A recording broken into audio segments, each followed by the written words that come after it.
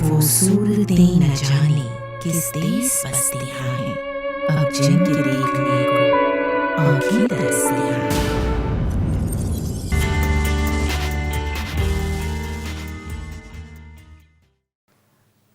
آداب ناظرین، آج ذکر حیات اللہ انصاری کا، جو ایک صحافی تھے اور جنہوں نے اپنے ہی منفرد انداز میں جدوجہد آزادی میں حصہ لیا۔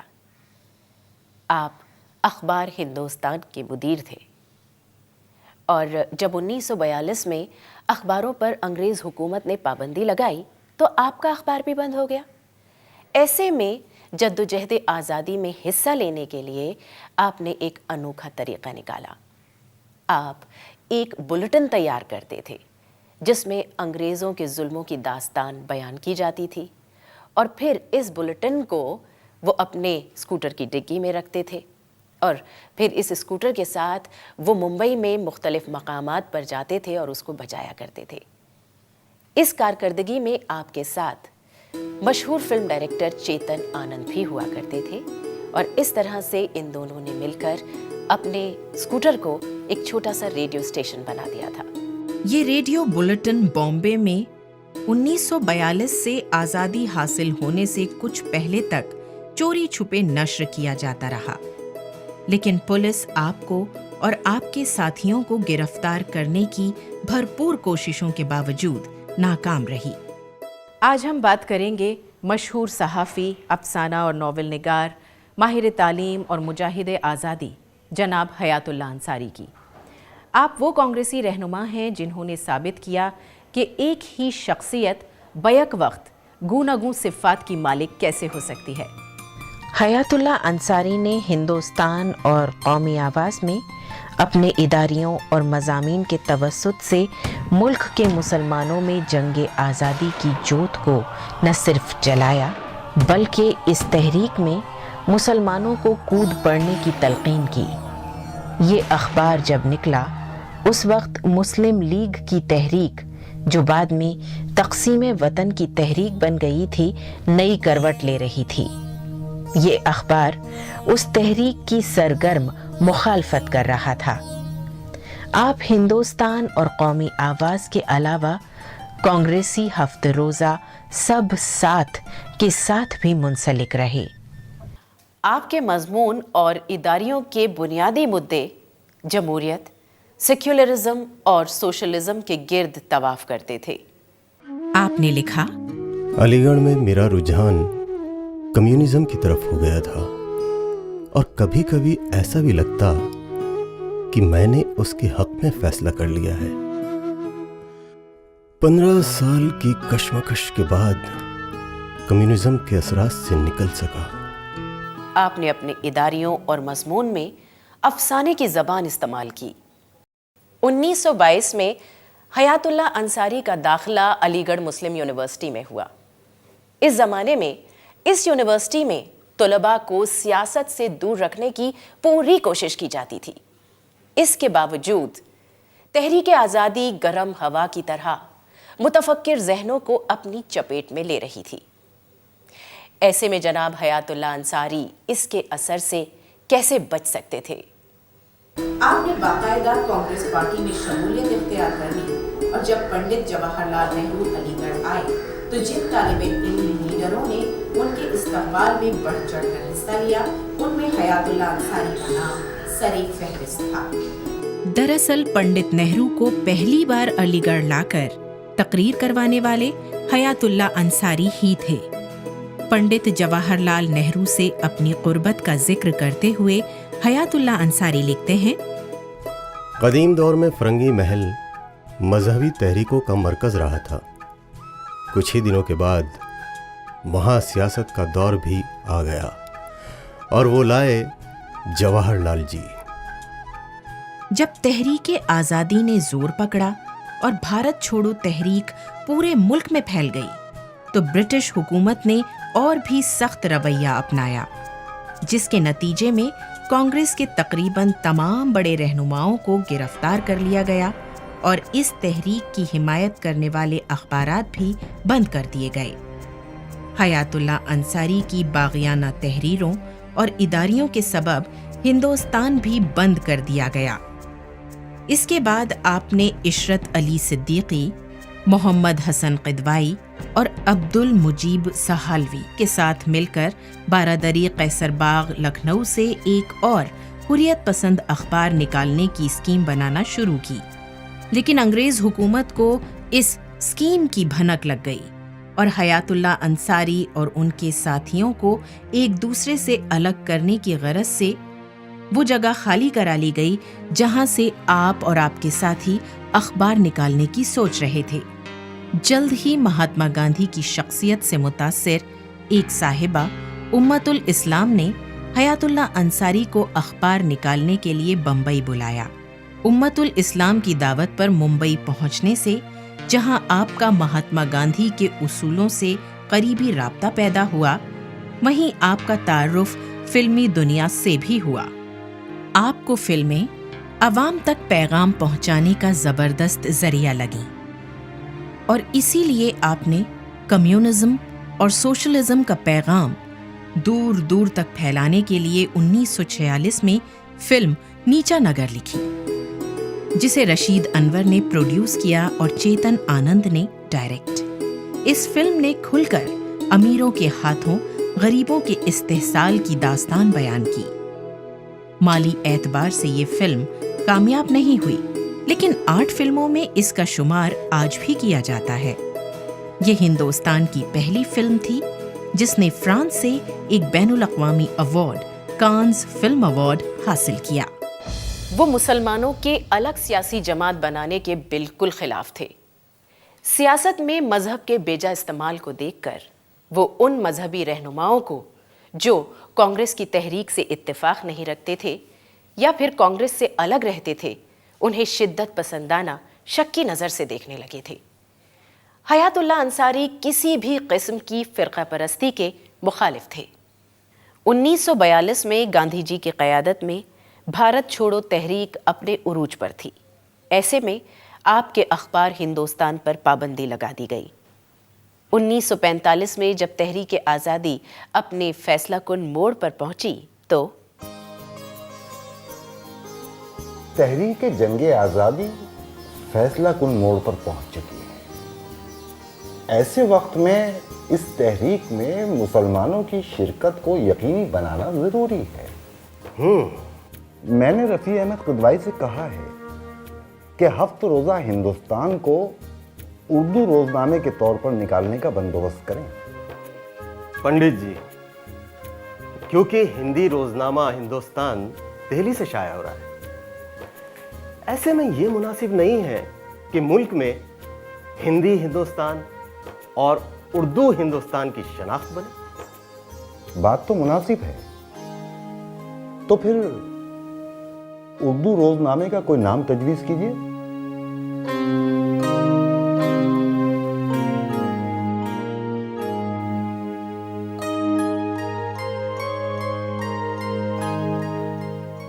कौमी आवाज।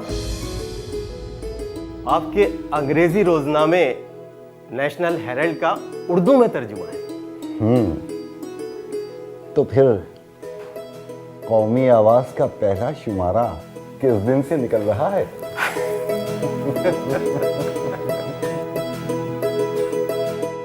इस तरह कौमी आवाज, जिसकी पेशानी पर हयातुल्लाह अंसारी का नाम बहैसियत मुदीर लिखा था, 1944 में पंडित जवाहरलाल नेहरू की सरपरस्ती में लखनऊ से निकलना शुरू हुआ। कौमी आवाज के जरिए आपने उर्दू सहाफत को रोजनामे के जदीद तरीन मयारों से मुतारिफ कराया। हयातुल्लाह अंसारी बाबा कौम महात्मा गांधी की शख्सियत और ख़ासकर उनके अदम तशद्दुद के फ़लसफ़े से बहुत मुतासिर थे। 1938 में पंडित जवाहरलाल नेहरू ने हयातुल्लाह अंसारी को तरबियत के लिए गांधी जी के आश्रम में भेजा और वहाँ जाकर हयात साहब ने गांधी जी के फ़लसफ़े को बहुत करीब से समझा। तो आपने वहाँ 21 दिन क़याम किया?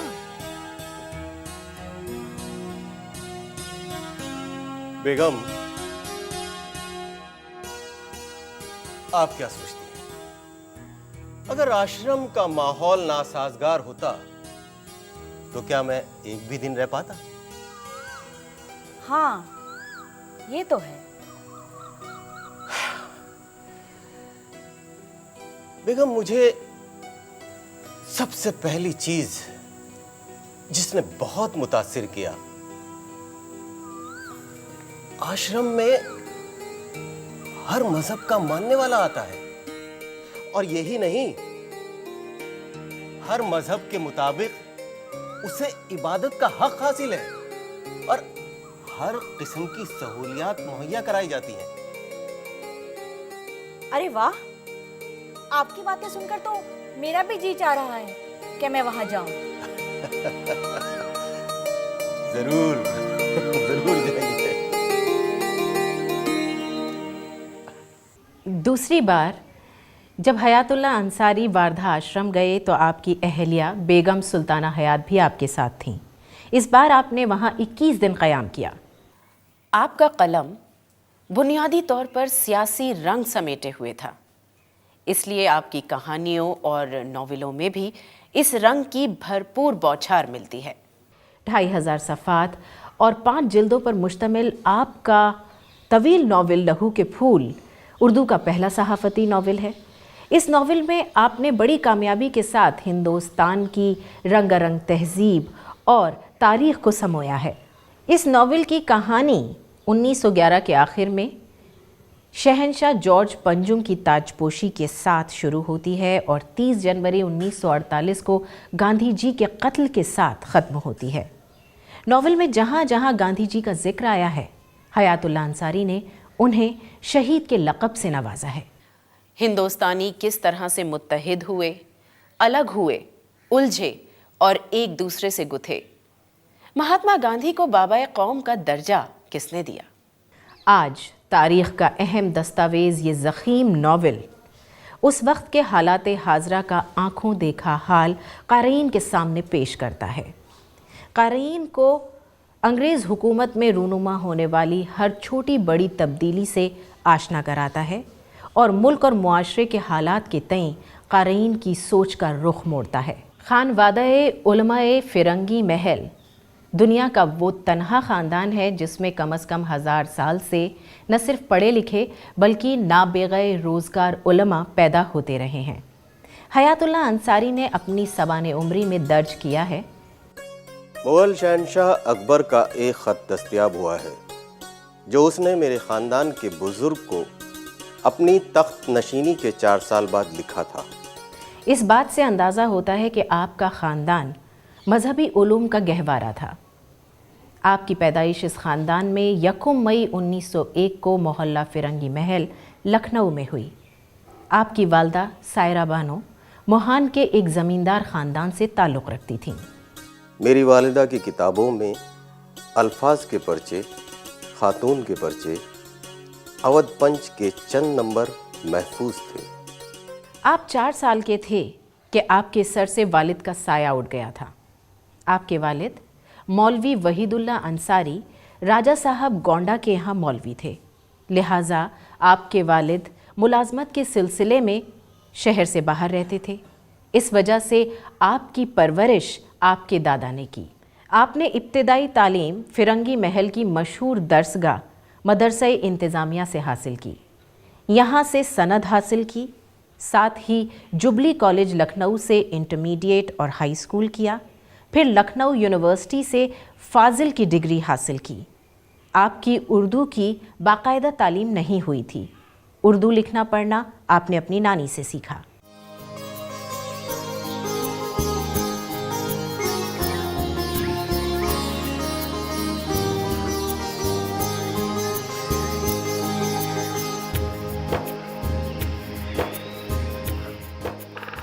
ये देखिए नानी जान,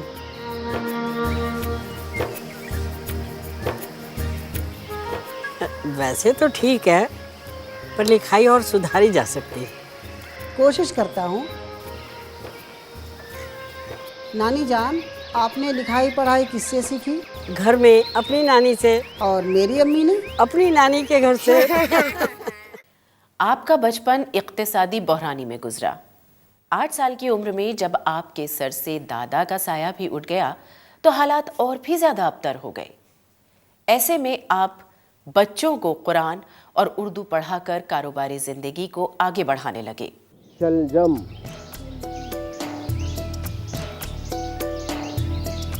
آپ بیٹا یہ پڑھو، یہ اس کو پڑھو پھر مجھے بتانا۔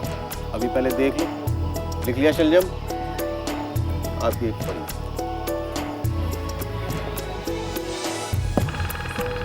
قلم،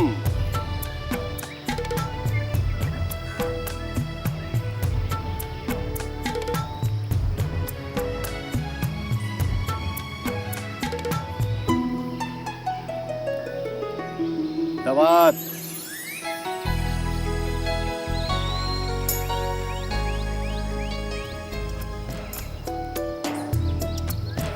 عداوت،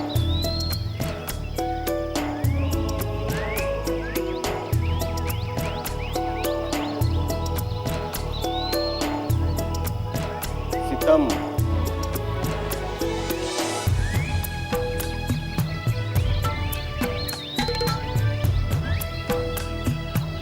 شرافت، کتاب،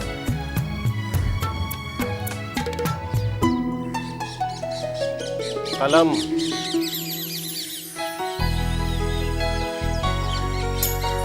حل،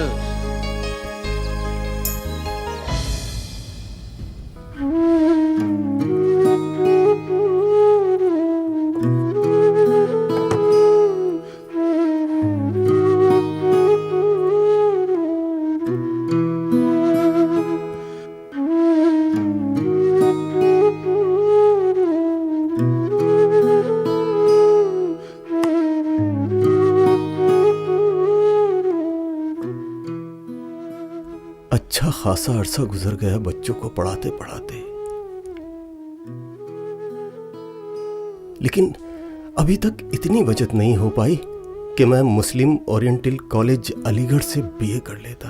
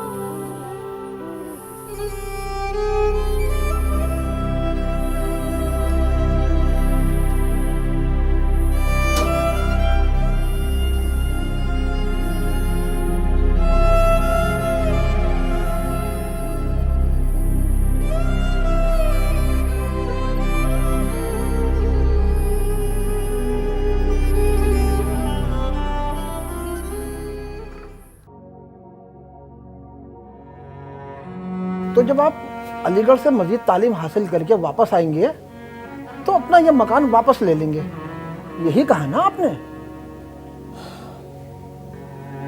میں بھی یہی سوچ رہا ہوں۔ آپ میرے رشتہ دار ہیں، میں نے سوچا آپ سے ذکر کرنا ٹھیک رہے گا۔ آپ سے مناسب مشورے کے ساتھ ساتھ میری جائیداد بھی محفوظ رہے گی۔ آپ اس کی بالکل فکر نہ کریں، تعلیم یقیناً اہمیت کی حامل ہے۔ میں آپ کا مکان لے لیتا ہوں اور آپ کو 10,000 روپے دے دیتا ہوں۔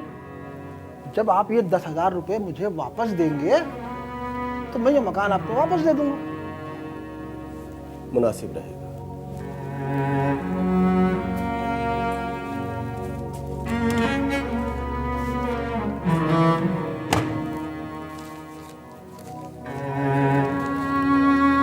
یہ لیجیے، گن لیجیے، پورے 10,000 ہیں۔ شکریہ، گننے کی کیا ضرورت ہے، یہ ये कागजात हैं।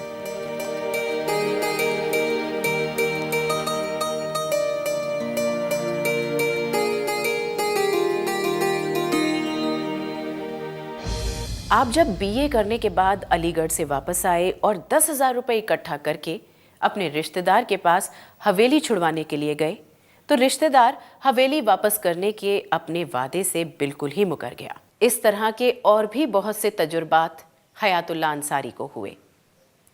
उनकी शुरुआती जिंदगी मशक्क़त भरी गुजरी। यही वजह है कि उनकी तबीयत में सब्र और शुक्र कूट कूट कर भरा था। आप कौमी आवाज़ के मुदीर थे। 1955 में ये अखबार सख्त माली बहरान से दो चार था। 18 महीनों से आपको तनख्वाह भी नहीं मिली थी कि इसी बीच आपकी बेटी सख्त बीमार हो गई और आप उनका मुनासिब इलाज भी नहीं कर सके, जिसकी वजह से बेटी का इंतकाल हो गया। लेकिन ये दाग भी आपने सब्र के साथ झेल लिया। हयातुल्लाह अपना काम खुद करने के आदी थे। कभी किसी पे हुक्म सादिर नहीं किया करते थे। आप सब पर आसानी से भरोसा कर लिया करते थे।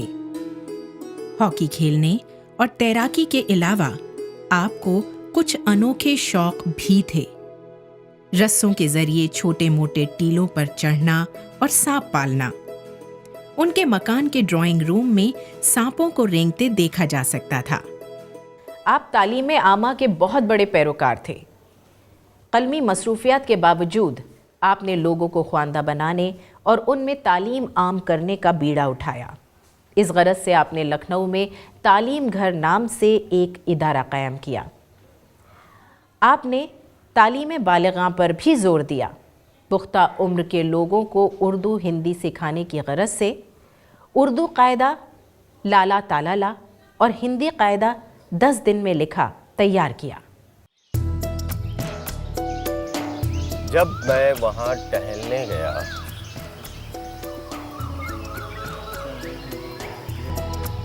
हल्की हल्की धूप खिली हुई थी।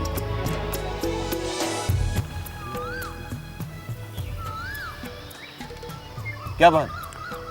कुछ नहीं। मैं देख रहा हूं जब से आपकी पढ़ाई की तरफ तवज्जो नहीं।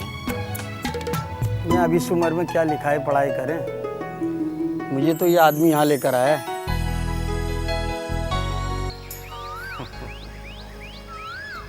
नहीं तो आप नहीं आते। देखो भाई, तालीम की कोई उम्र नहीं होती। तालीम तो एक जेवर है, जब चाहे इससे खुद को आरास्ता कर ले। मेरे पास 2 कायदे हैं, एक उर्दू का और एक हिंदी का, और मेरा दावा है आप किसी भी उम्र में हो 10 रोज तक लगातार आप इसे पढ़ लेंगे तो आप प्रूफ पहचानने लगेंगे। जी जी, आप सबको बताने लगेंगे।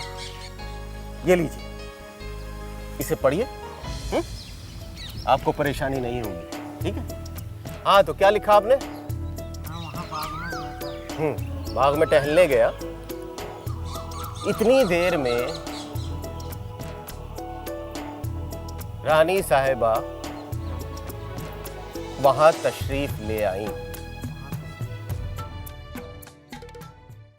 गांधीयाई तर्ज फ़िक्र के मुफक्किर हयातुल्लाह अंसारी को हुकूमत हिंद ने 4 मरतबा खैर सगाली मिशन के साथ गैर मुमालिक में भेजा। आप जिन भी मुल्कों में गए, वहाँ की आम जिंदगी का मुताला करना आपने अपना मकसद समझा। आप चाहे अमेरिका गए या ईरान, वहाँ की गंदी बस्तियों में जाकर उनका जायज़ा लेना आपने ज़रूरी समझा। हयातुल्लाह अंसारी की कंट्रीब्यूशन और काबिलियत को देखते हुए उन्हें 1952 में उत्तर प्रदेश कानून साज काउंसिल का रुकन नामजद किया गया। 1966 और 1988 में उन्हें राज्यसभा मेंबर बनाया गया। हयातुल्लाह अंसारी 18 फरवरी 1999 को इस दुनिया से कूच कर गए। ये उनका 28वां दिल का दौरा था जिसने उनकी जान ली। इससे पहले जब दिल के दौरे पड़े और लोग परेशान हुए तो उन्होंने कहा, तुम लोग घबराते क्यों हो? जब तक मेरा मिशकात 10 साल का नहीं हो जाता, मुझे कुछ नहीं होने वाला। और यही हुआ भी। 17 फरवरी 1999 को आपके पोते मिशकात हयातुल्लाह 10 साल के हुए और अगले ही रोज हयात साहब ने दुनिया को अलविदा कह दिया। कहाँ गए वो लोग जिनके इरादे पुख्ता थे, जिनका कलम हक की बात करता था, जो ना कभी कुर्सी के आगे झुका न पैसे के। हयातुल्लाह अंसारी को सलाम, उनके कलम को सलाम। वो सूरतें न जाने किस देश बसतियां हैं, अब जिनके देखने को आंखें तरसतियां हैं।